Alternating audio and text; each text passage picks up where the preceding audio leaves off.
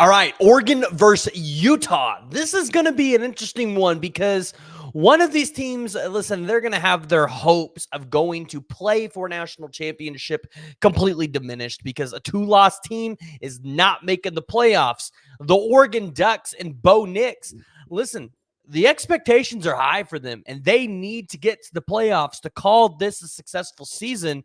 Hey, Utah is just going to be happy to make a New Year's Six Bowl because they haven't been playing with Cam Rising. So they've been without their starting star quarterback, and they're excited what they have in the former walk-on in Bryson Barnes, who completely torched that USC defense last week. So I'm really interested in this game because I think there is a lot to find out exactly about both teams. And here's what I mean by this.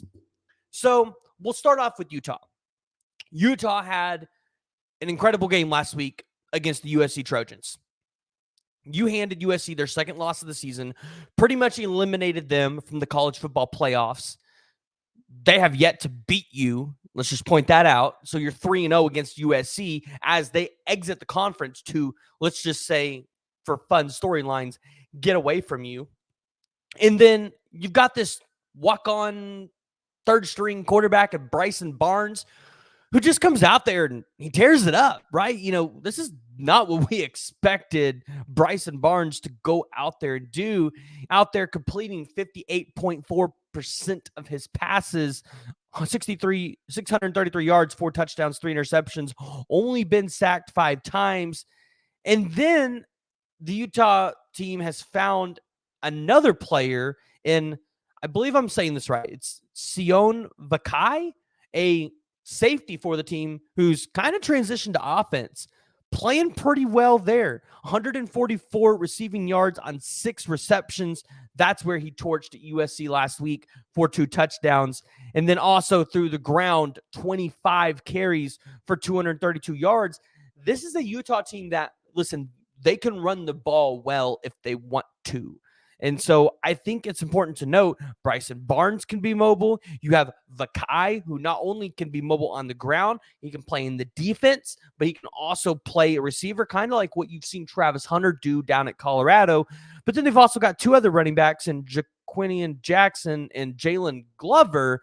Yeah, I think Utah looks pretty good, but they're running up against an Oregon team who, let's be honest, this defense is stout. So looking at the matchup here, Oregon's offense, explosive, 553 yards. I haven't looked up where they're ranked, but I would imagine it's definitely in the top 3 in college football in terms of offense. Utah is only averaging 345 on offense. So there's a clear matchup or a mismatch here on the offensive side of the ball and who can go out there and score.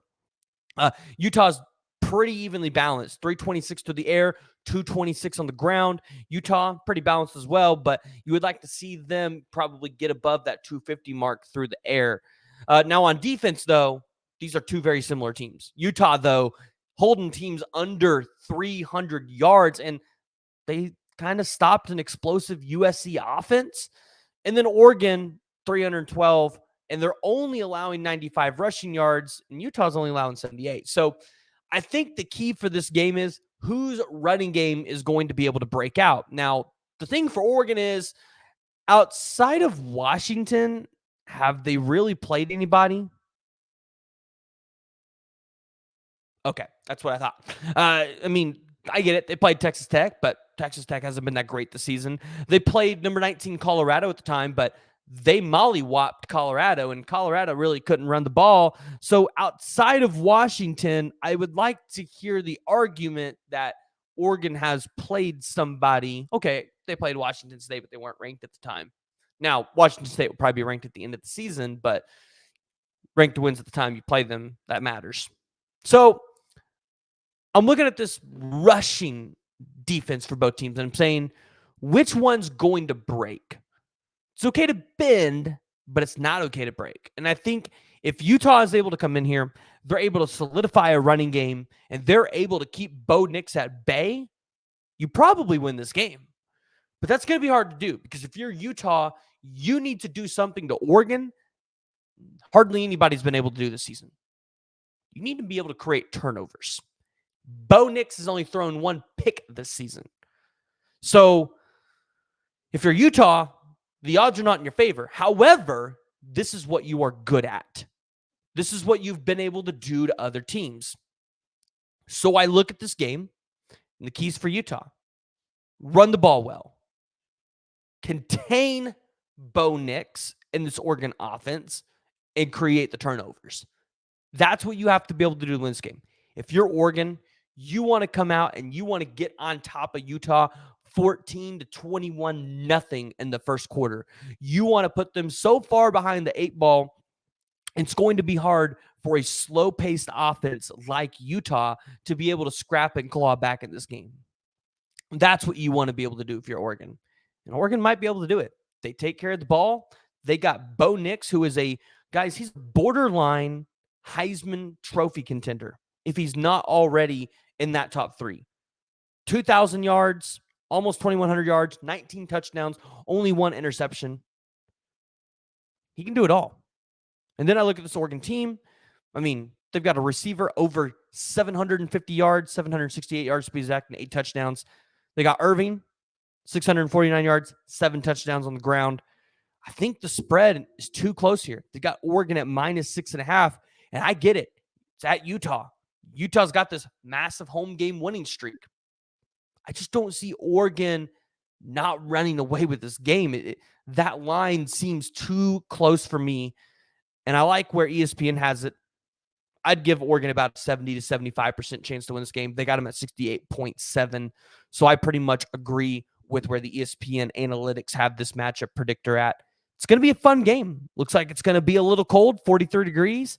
They have the over-under at 47.5. Guys, I don't think that's going to be the case. I'm looking at this game, going 42 for Oregon, 24 for Utah. Now, I bet against Utah last week against USC, and I was sorely proven wrong.